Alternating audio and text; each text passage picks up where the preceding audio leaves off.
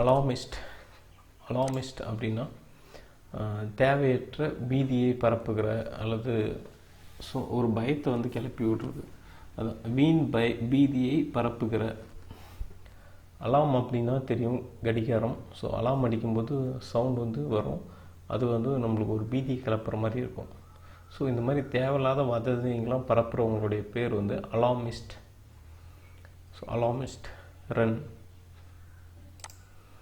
அலார்ம்டு அப்படின்னா பீதி அடைந்த அல்லது திகில் அடைந்த.